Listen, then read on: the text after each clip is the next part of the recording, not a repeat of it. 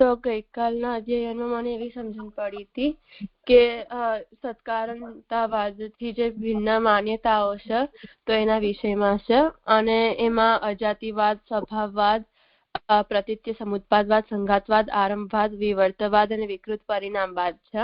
પછી મહાપ્રભુજીનો જે મત છે અવિકૃત પરિણામવાદ છે, જે સત્કારણતાવાદને જ ફોલો કરે છે. અને કારણ અને કાર્યના બે જુદા એંગલ્સ હોય છે. કારણનું જે વિચાર કરીએ તો સત્કારણતાવાદ અને અસત્કારણતાવાદ આવે છે, અને જો આપણે કાર્યનું વિચાર કરીએ તો પરિણામવાદ આવે છે. એટલે પ્રોડક્ટ નો નેચર શું છે કે એની જે કાર્ય છે તો એને કારણ સાથેનું રિલેશનશીપ શું છે એ પરિણામવાદમાં આવે છે. અને જે અસત્કારણતાવાદીઓ છે તો એ એવું વિચારે છે કે વસ્તુ પેદા થતા પહેલા એ જે વસ્તુ છે નોન એક્ઝિસ્ટન્ટ છે, કે અસત છે, એવું માને છે. પણ સત્કારણતાવાદીઓ એવું માને છે કે અસતમાંથી ક્યારે પણ વસ્તુ પેદા ના થઈ શકે, અને જે વસ્તુ પેદા થાય છે તો એના પહેલા કોઈના કોઈ રૂપમાં તો એક્ઝિસ્ટ થાય જ છે. એટલે એ જે પ્રોડક્ટ છે એના રૂપમાં એક્ઝિસ્ટ થવું એવા નામ અને રૂપમાં એક્ઝિસ્ટ નથી થતું, પણ બીજા રૂપમાં તો એક્ઝિસ્ટ થાય જ છે. એટલે પ્રોડક્ટ થતા પહેલા એ કારણના રૂપમાં એક્ઝિસ્ટ થાય છે. જેવી રીતે વૃક્ષ પેદા થાય તો એ પહેલા બીજ હતું, અને માટલો પેદા થતા પહેલા એ માટી હતી. એટલે એક જ સત્તા છે અને એના જુદા જુદા ફેઝિસ જ છે. એટલે પહેલા કારણ અવસ્થા હતી અને પછી કાર્ય અવસ્થામાં આવી ગયું. એટલે જે ખાલી નામ રૂપ અને ફંક્શન બદલાય છે, પણ જે સત્તા છે એ બદલાતી નથી. જેવી રીતે પહેલા માટીનો પિંડો હતો, જે પછી માટલાનો ઘડો બની ગયો. પણ જ્યારે માટીનો ઘડો એ બની જાય છે તો એ પિંડાનું રૂપ બદલાઈ જાય છે, અને એને જેવી રીતે આઈડેન્ટિફાઈ કરીએ તો એનું નામ પણ બદલાય છે, કારણ કે એનું સ્વરૂપ પણ જુદું છે. પણ જે ઘડો બને છે તો એનામાં જે ઘડો છે એમાં માટી જ રહેલી છે, કે ખાલી પિંડાની જે આકૃતિ માટલાના આકૃતિમાં ટ્રાન્સફોર્મ થઈ ગઈ, પણ એ વસ્તુની જે સત્તા છે એ ત્યાં જ રહે, બદલાતી નથી. તો જે પહેલો જે મત છે જે સત્કારણતાવાદથી જુદો પડી જાય છે તો એ અજાતિવાદ છે. અને એ સમજ્યા હતા ગઈકાલ કે એવા કેટલાક લોકો એવું માને છે કે કારણ અને કાર્ય આપના મનનો જ વિચાર છે, પણ એકચ્યુઅલમાં એવું કશું હોતું જ નથી. એટલે વસ્તુ જડ છે અને જડની અંદર પોતાનો વિચાર કે એવો કશો એ વસ્તુ સંકલ્પ નહીં કરી શકતું કે પહેલા કારણ છે અને પછી પહેલા એ કારણ છે અને પછી એ કાર્ય થશે, એવો એ સંકલ્પ નથી કરી શકતો. એટલે કોઈ વસ્તુ કારણ છે કે કોઈ વસ્તુ કાર્ય છે આપનું માનવું છે, જ્યારે એવો કશો કોન્સેપ્ટ એક્ઝિસ્ટ થતો જ નથી. અને અજાતિવાદમાં જાતિ એટલે કારણતા કે કાર્યતા, અને અજાતિવાદ એવું માને છે કે કારણતા અને કાર્યતા જેવું કશું છે જ નહીં, એટલે અજાતિ. અને બધા વસ્તુ ઇન્ડિપેન્ડન્ટ આઈડેન્ટિટી હોય છે, અને એકબીજા સાથે કશો કારણ અને કાર્યનો રિલેશનશીપ નથી હોતો. એટલે બધા અને જે પણ આ ટ્રાન્સફોર્મેશન આપણે દેખીએ છીએ કે આપણે જે માનીએ છીએ કારણ કાર્ય બની ગયું, એ તો બધા ઇન્ડિપેન્ડન્ટ ઇવેન્ટ્સ જ છે, અને એને કારણ અને કાર્ય તરીકે આપણે આઈડેન્ટિફાઈ ના કરી શકીએ. અને આ જે અજાતિવાદનો જે વિચાર છે આચાર્ય ગૌડપાદ, જે શંકરાચાર્યજીના ગુરુ હતા, એમને કર્યું છે.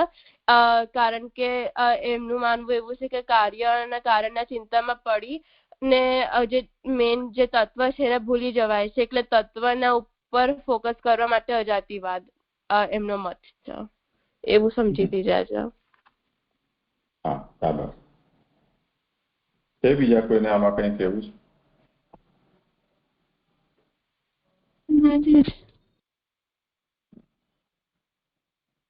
એટલે આ વસ્તુના ઉદાહરણ ઘણા બધા છે, અને મૂળ કોઈ વસ્તુ કોઈનું કારણ નથી, કોઈ વસ્તુ કોઈનું કાર્ય નથી.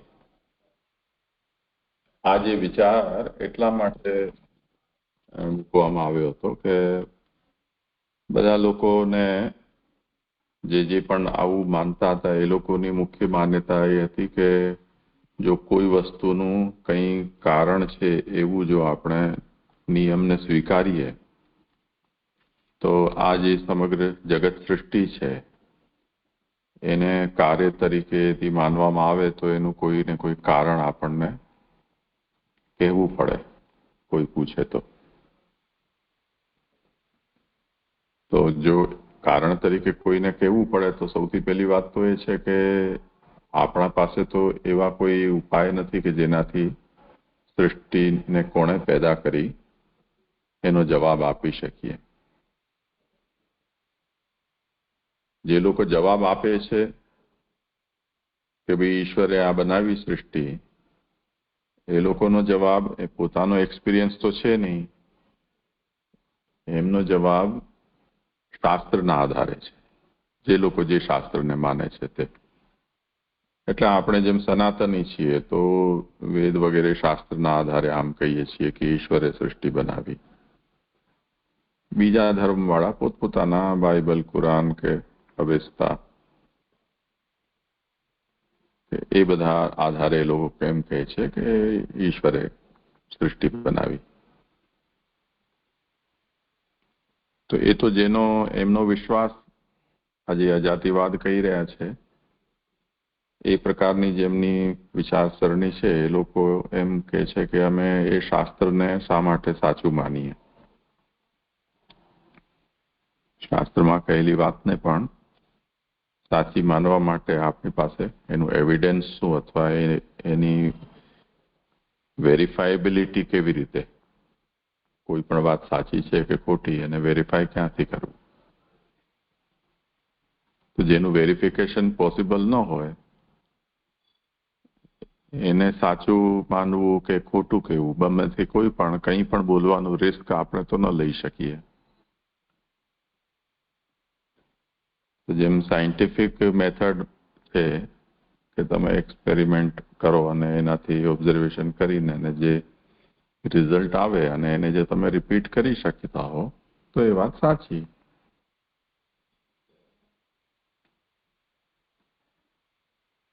અને જેને તમે એ રીતે વેરીફાઈ ન કરી શકો એ વાતને સાચી ન કહી શકાય જ્યાં સુધી એનું વેરિફિકેશન ન થઈ શકે.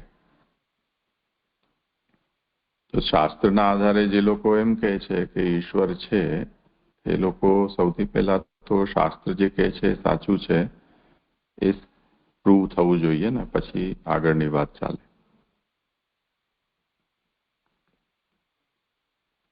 એટલે એ લોકો આ રિસ્કમાં નથી પડતા. હવે એ લોકો પાસે ઉપાય એ જ રહે કે કોઈ વસ્તુ કાર્ય છે અને એનું કોઈને કોઈ કારણ હોવું જોઈએ. આ જાતનો જે પ્રિન્સિપલ છે એ લોકો બધા લોકો નોર્મલી માનતા જ હોય છે, કારણ વિના કંઈ ન થાય.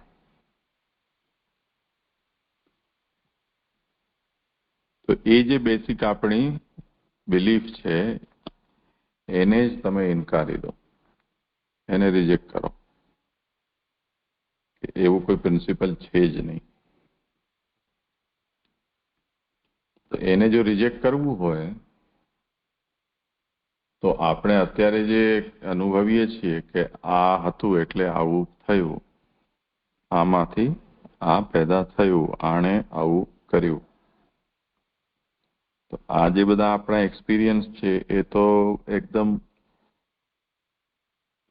સ્પષ્ટ રૂપથી એ વાત બતાવે છે ને કે આ કારણ છે ને આ કાર્ય થયું, આ પહેલા હતું આ પછી થયું, આ હતું એને લીધે આવું થયું. તો કારણ સાથે કાર્ય અને કાર્ય સાથે કારણની લિંક તો બહુ સ્પષ્ટ રૂપથી દેખાય છે.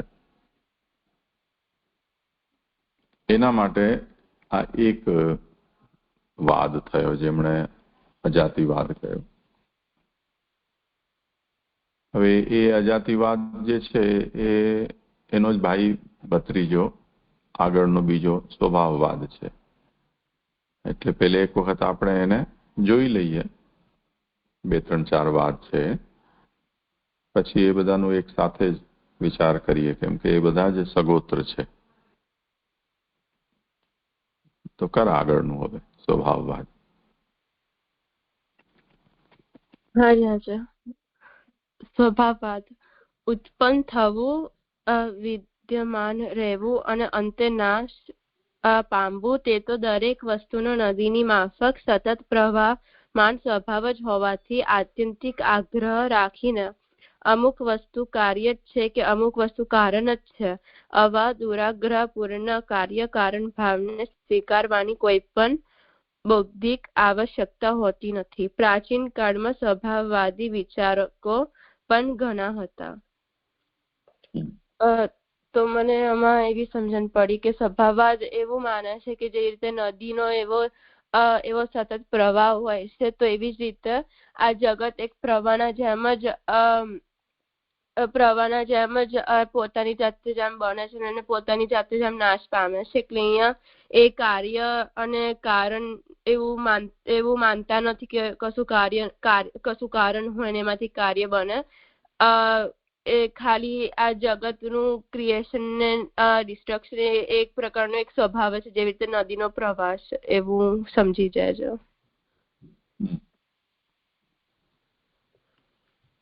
અર્પણ ભક્તિ કેવું છે આમાં?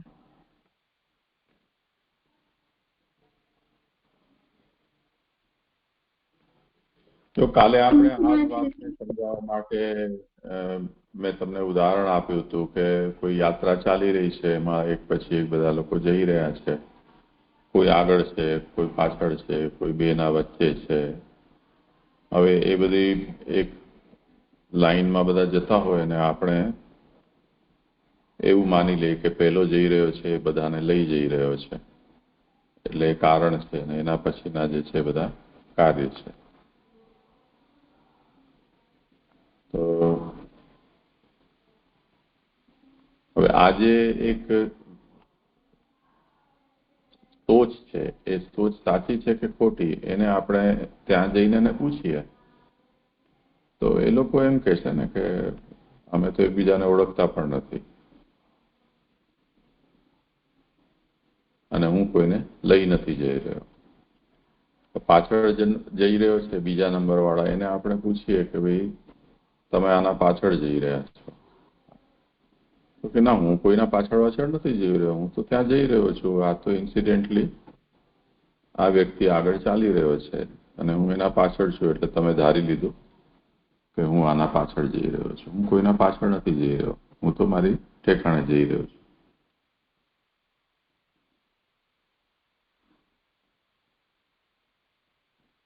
તો આ રીતે જો આપણે વિચાર પૂછી રહ્યા છીએ તો એનું વેરિફિકેશન કરવા જઈએ છીએ ત્યારે આપણને જે દેખાય છે અને જે એના કારણે આપણે માની લીધેલું છે એ ખોટું સિદ્ધ થયું.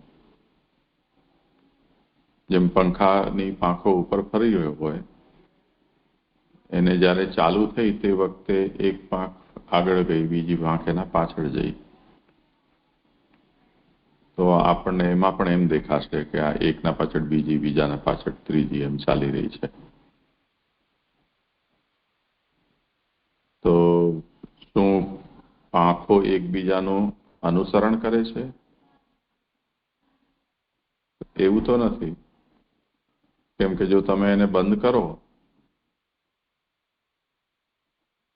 અને પછી ફરી ચાલુ કરશો તો જે બીજી પાંખ છે જેને આપણે કોઈના પાછળ ચાલતી વિચારી હતી એ પાંખ પહેલી જણાશે અને એના પાછળ ત્રીજી વાળી છે એનું અનુસરણ કરતી હોય એવું લાગશે. તો કોણ કોના પાછળ ફરે છે કે કોણ કોને અનુસરાય છે એ તો હવે આપણા મનમાં વિચારેલી વસ્તુ થઈ ને.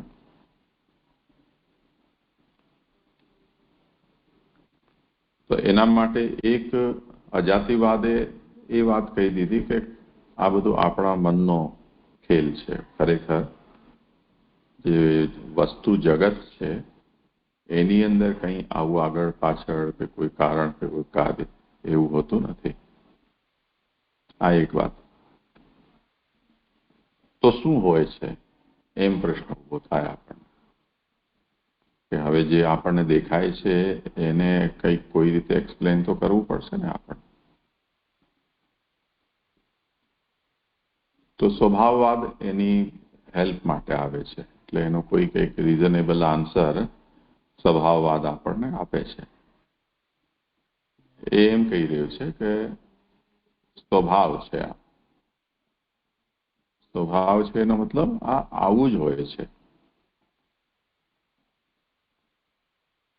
જે મેં અહીંયા નદીનું ઉદાહરણ આપ્યું છે તે રીતે નદી તો વહેતી જ રહે છે, તો વહેતા રહેવું એ નદીનો જેમ સ્વભાવ છે. એ માટે અંગ્રેજીમાં એક એના માટે એવી કહેવત છે કે you cannot step in a river twice. તમે નદીની અંદર બે વખત પગ નથી મૂકી શકતા. એનો મતલબ શું કે તમે જે પગ મૂક્યો એ નદી તો વહી ગઈ, નદીનું નામ જ વહેતું પાણી. તો જે પહેલો સ્ટેપ તમે મૂક્યો છે એ નદી તો વહી ગઈ. હવે તમે ત્યારે બીજો પગ મૂકશો ત્યારે તો નવી નદી આવશે.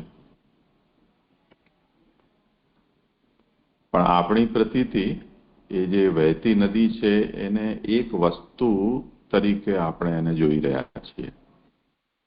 એને કારણે આપણે એમ કહીએ છીએ કે અમે નદીમાં 2 ડૂબકી મારી કે 3 ડૂબકી મારી. પણ ખરેખર તો જે નદીમાં તમે ડૂબકી મારી એ તો ક્યારની આગળ વહી ગઈ છે. હજી આપણે એને થોડું ઝીણું વિચાર કરીએ તો તમે પણ એ નથી રહી ગયા જેમણે ડૂબકી મારી એક ક્ષણ પહેલા. બીજી ક્ષણે તમે પણ એ નથી. તો મેં 2 ડૂબકી મારી કે મેં 3 ડૂબકી મારી એવું જે બોલી રહ્યો છે એ વ્યક્તિ પણ મેં માં કોઈ સ્થિર વસ્તુ છે જ નહીં.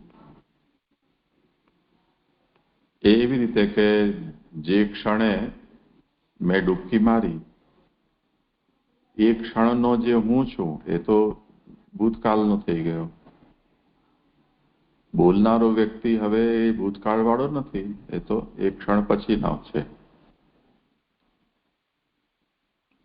તો મેંમાં પણ કોઈ એક સ્થિર સત્તા નથી. જેવી રીતે નદીમાં સ્થિર નદી નથી કોઈ, બીજા ક્ષણે બીજી નદી આવી જાય છે. તે જ રીતે જે નદીમાં પગ મૂકી રહ્યો છે એ પણ બીજા ક્ષણે બીજો વ્યક્તિ છે. હવે એ જે બીજો છે એ કઈ રીતે બીજો છે એને આપણે વિચાર કરીએ તો આ કોઈ લીગલ સેન્સમાં એ પર્સન કે ઇન્ડિવિજ્યુઅલ છે એ બદલી રહ્યો છે એવું નથી. કેમ કે લીગલ સેન્સમાં આપણે જોઈશું તો માની લો કે એનો વિડીયો શૂટ કરવામાં આવે કે સીસીટીવી ફૂટેજને ચેક કરવામાં આવે તો એ કન્ફર્મ કરી દેશે કે આ જ વ્યક્તિ છે. તો લીગલ એન્ટિટી આપણે એમ નહીં પ્રૂવ કરી શકીએ કે આ એક ક્ષણ પહેલા જે હતું એ આ બીજો ક્ષણે નથી.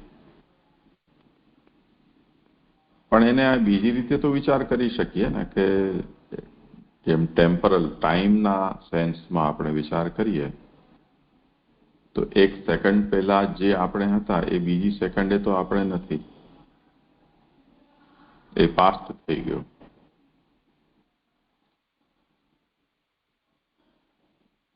તો ટાઈમના રેફરન્સથી જો વિચાર કરીએ તો એને એ વ્યક્તિ હવે આ ટાઈમમાં નથી, એ પાસ્ટ થઈ ગયો.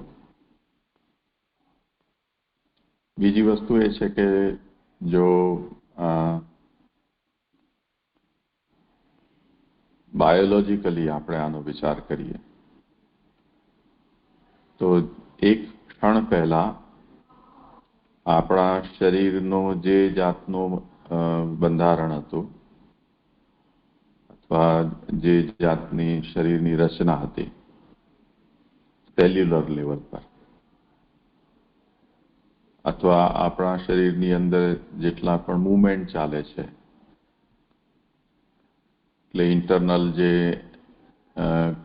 કેમિકલ રિલીઝ થતા હોય, એન્ઝાઇમ્સ રિલીઝ થતા હોય, હાર્મોનલ ચેન્જીસ થતા હોય, શ્વાસોચ્છ્વાસથી જે ચેન્જીસ આવતા હોય, જે પણ ઓક્સિજન છે એ બ્લડમાં મિક્સ થતું હોય, કે ઘણા બધા સેલ્સ છે એ આપણા ખતમ થઈને નવા સેલ્સ પેદા થતા હોય, કે બેક્ટેરિયા કે વાયરસીસ છે એ પોતાના પોઝિશનને બદલતા હોય, કે મલ્ટીપ્લાય થતા હોય, કે મરતા હોય, તો એ સેન્સમાં જો આપણે થોડું ઓર ઝીણું વિચાર કરીએ તો એક ક્ષણમાં એ બધા પરિવર્તન તો થઈ જ જતા હોય છે. કેટલાક મોટા પરિવર્તન છે, કેટલાક નાના પરિવર્તન, પણ જો એ બધી વસ્તુને આપણે ગણતરીમાં લઈએ તો એક ક્ષણ પહેલા જે આપણે હતા એ બીજા ક્ષણે તો નથી, અને એની તો બહુ મોટી એમાં ઉઠાપટક થઈ જાય છે. એની બનાવીએ આપણે જો એક શીટ, વર્કશીટ, તો આપણે પણ એ નથી પહેલા જે હતા તે, અને નદી પણ એ નથી કે જે પહેલા હતી તે. તો આપણી જે અનુભવ છે કે આ પહેલા હતું ને આ પછી છે, આ કારણ છે, આ કાર્ય છે, એમાં આ જે બોલી રહ્યા છીએ એ તો રહેતું જ નથી ફિક્સ. આ શું, જેને આ કહો છો એ તો બદલી ગયું. એ જેને આપણે this કહીએ છીએ એ that બની ગયું. જે is કહીએ છીએ એ was થઈ ગયું. તો એ તો બદલી ગયું ને, ટાઈમની સાથે પણ અને એના કમ્પોનેન્ટ જે છે તે પણ. એટલે અજાતિવાદે જે વાત કહી કે કોઈ વસ્તુ કારણ છે અને કોઈ વસ્તુ કાર્ય છે, એમ કેમ કહી શકાય, એવું કોઈ પ્રશ્ન પૂછે અજાતિવાદને, તો સ્વભાવવાદી અજાતિવાદને એક્સપ્લેન કરે છે કે આ તો બધો એક વહેતો પ્રવાહ છે. વહેતા પ્રવાહમાં આપણે કોઈકને નામ આપી દીધું છે કે આ પહેલા અને આ પછી, આ કારણ, આ કાર્ય. જેવી રીતે નદી વહે છે, તેમાં કોઈ કારણ નથી કે કોઈ કાર્ય નથી. એટલે ઉત્પત્તિ, સ્થિતિ, નાશ, આ જે છે એ એક જાતનો સતત વહેતો પ્રવાહ છે. તો કંસને જ્યારે નારદજી આવીને કહ્યું તો પહેલા કંસ આકાશવાણીના હિસાબે ગણતો હતો કે આ પહેલો થયો, બીજો સંતાન થયું, આ 8મું થયું.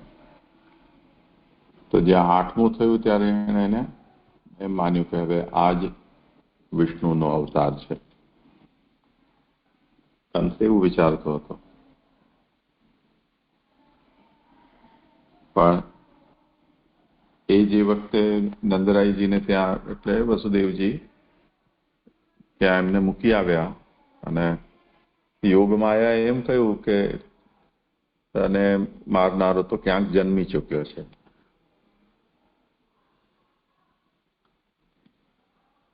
તો કંસને બિચારાને એમ થયું કે દેવતાઓ પણ ખોટું બોલે છે, તો આકાશવાણીએ મને છેતરી દીધો. તો એને જે શરૂઆતમાં જે બાળકો વસુદેવજીને પેદા થયા,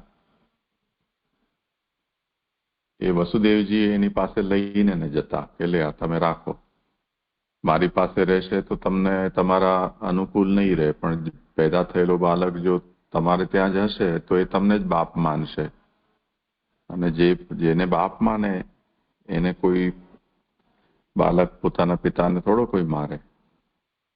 તો એવી આશાથી કંસને વસુદેવજી પોતાના શરૂઆતના બાળકો આપવા જતા. પણ કંસને એમ હતું કે ભાઈ પહેલી જે સંતાનો છે એમના વિષયમાં તો આકાશવાણી હતી નહીં, એ તો 8મા ઉપર છે, તો હું શું કામ, ન તો આમની ઉપાધિ મારે શું કામ લેવી, સાચવવા, કે હું એમને મારવાનું પાપે માતા માથે શા માટે લઉં બેનના દીકરાઓને. તો એને કહ્યું કે ના ભલે તમે તમારી પાસે જ રાખો. જ્યારે આવી વાત થઈ ત્યારે નારદજીએ એને આવીને એને કહ્યું કે ભાઈ જ્યાંથી ગણો એ 8મો થાય, તો આ લોકોનો કઈ ભરોસો નહીં. તો જેમ પંખામાં પહેલી પાંખ કઈ, જે ગણો તે પહેલી, એના પહેલાની છેલ્લી. એવી રીતે તમે ક્યાંથી ગણો છો એ તો તમારી ઈચ્છા ઉપરની વાત છે. એટલે ઉત્પત્તિ, સ્થિતિ અને નાશ એને તમે ક્યાંથી શરૂઆત કરો છો, જેમ તમને કદાચ ખબર હોય કે ન હોય, પણ મહિનાની ગણના ક્યાંથી કરવી એ વિષયમાં આપણા હિન્દુસ્તાનમાં 2 પરંપરા છે. એક પરંપરા એમ કે છે કે જ્યારે પૂનમ પછીની જે એકમ આવે ત્યારથી નવો મહિનો શરૂ થાય એમ માનવું જોઈએ. કેમ કે પૂનમ જે છે આખો ચંદ્રમા છે, ફૂલ મૂન. ત્યાંથી આપણે 1, 2, 3, 4 ગણીએ. પછી 15 આવે એટલે ચંદ્રમા દેખાતો બંધ થઈ જાય, એટલે અમાવસ્યા આવે, અડધો મહિનો થયો. પછી ફરી પાછા 15 ગણો એટલે મહિનો પૂરો થાય.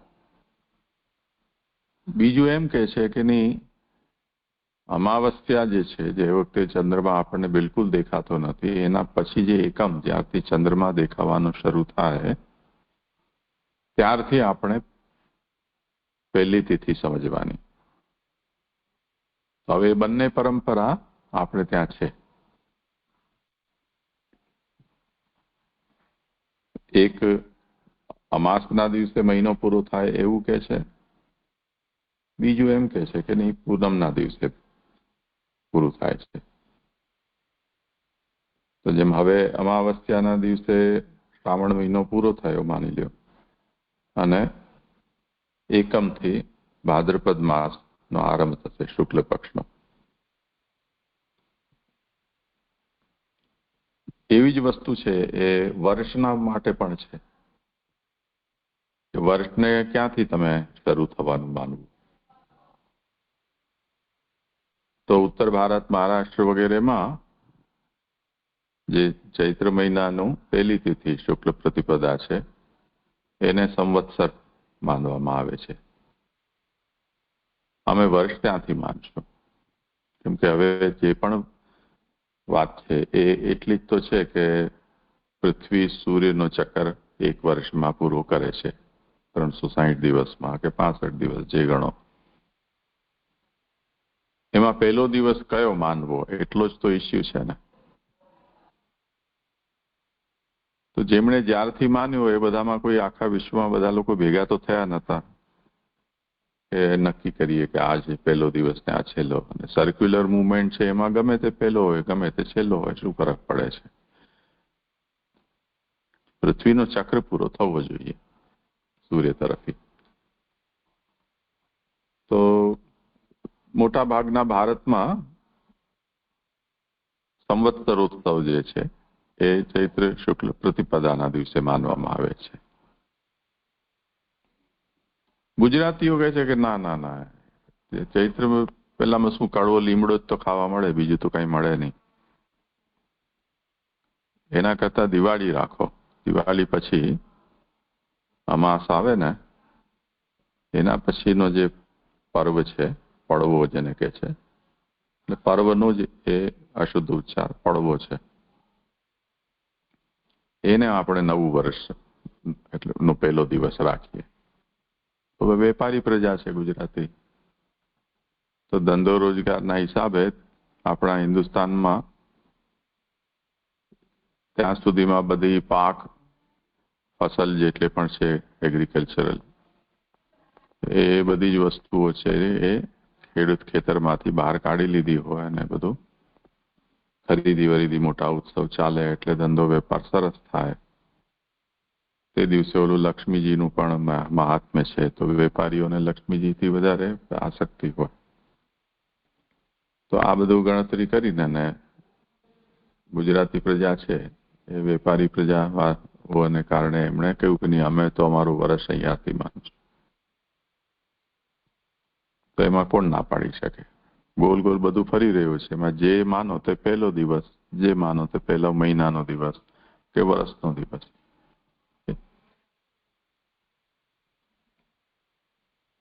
ક્રિશ્ચિયનો હોય ને એ લોકોએ અંગ્રેજી કેલેન્ડર પ્રમાણે એવું ગ્રેગેરિયન કેલેન્ડર જેને કહે છે, તો એમણે જાન્યુઆરીની 1 તારીખ કહી. એની પણ લાંબી હિસ્ટ્રી છે.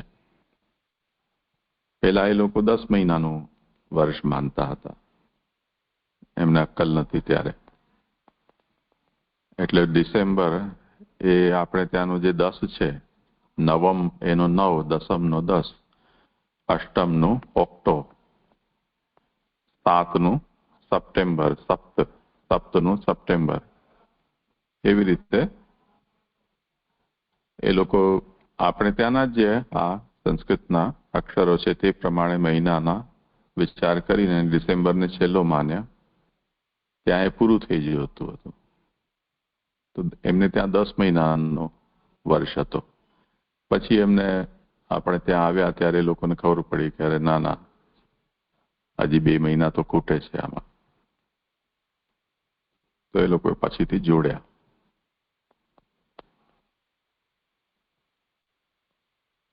તો એવી રીતે જ્યાંથી પણ તમે શરૂઆત કરો ત્યાંથી એને પહેલું ગણી શકો છો. એવી રીતે જે વસ્તુ ઉત્પન્ન થઈ છે એને તમે એનો ફર્સ્ટ સ્ટેજ માનો, કે એને જ તમે લાસ્ટ પણ માની શકો છો. કેમ કે જેમ ઉત્પત્તિ છે તો એ કોઈકમાંથી ઉત્પત્તિ થઈ છે. તો બીજને તમે પહેલું માનો કે વૃક્ષને પહેલું માનો કે વૃક્ષને વચલું માનો, અને એનું જે ફળ છે કે ફૂલ છે એને તમે છેલ્લું માનો.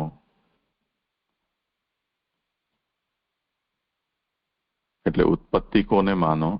જે નાશ છે એને પણ તમે ઉત્પત્તિ કહી શકો છો, સ્થિતિને પણ તમે ઉત્પત્તિ કહી શકો છો. એમ ત્રણેયને તમે ત્રણેય કહી શકો છો. એ તો તમારી ઈચ્છા ઉપર છે.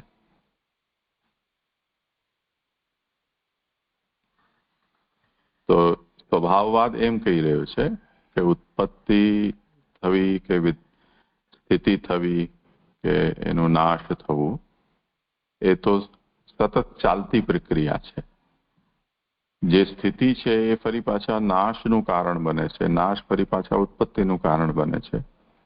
એમ આ એક લાઈનની અંદર વહેતા ચાલા જઈ રહ્યા છે. એમાં તમે કંસની જેમ એમ માનો કે નહીં, 8મો જ નાશ કરશે.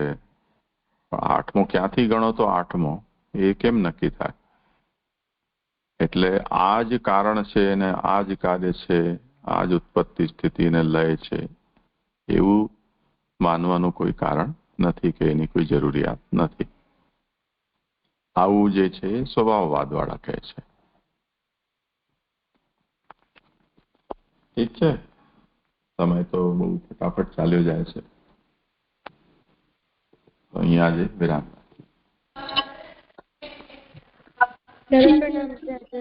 પ્રણામ.